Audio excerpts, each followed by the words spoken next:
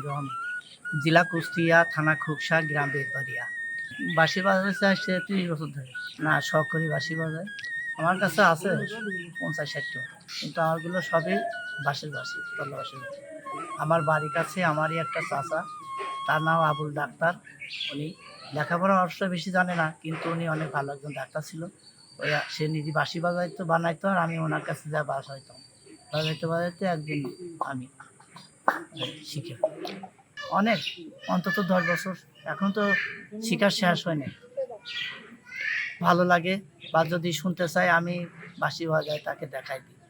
তখন খুব অনেক সময় মোবাইলে ফোন করে, ভাই একটা বাঁশি বাজাও না, ভালো লাগে।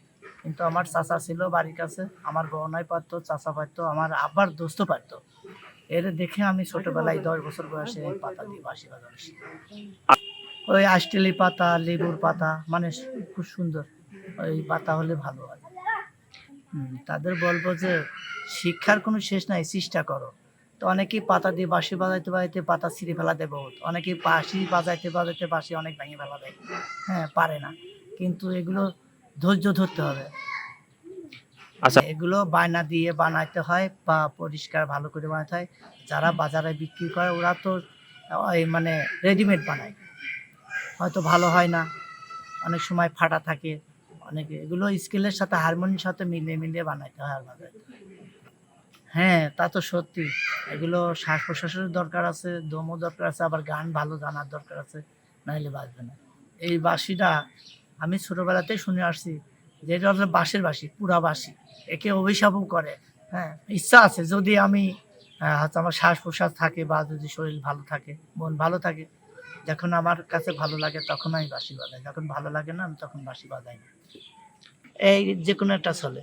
অনেক বাঁশি বাজায় অনেক মানুষের প্রেমে পড়ে গেছি, পুরুষ মানুষ, মহিলা মানুষ, বৃদ্ধ মানুষ, অনেকের প্রেমে পড়ে গেছি আমি। কিন্তু আমি ওই মহিলা প্রেমে কোনো সময় পড়তে চাই না, পড়ি নাই। হ্যাঁ, কিন্তু আমার ইচ্ছা নেই। আমি এমনি ভালোবাসা দিচ্ছি যে হ্যাঁ ঠিক আছে, বাঁশি বাজাতে পছন্দ করেন আপনি, আমার বললেন, আমি একদিন এসে বাঁশি বাজাবো, ঠিক আছে। বাঁশি বাজানো আমি অনেকের কাছে মার খেয়েছি, বাঁশিও ভেঙে দিয়েছে।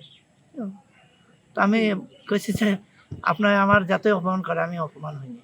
হ্যাঁ, মানুষ বলে না, বাঁশি বাজানো আসলেও অনেক জায়গায় আমি অপমান হয়েছি।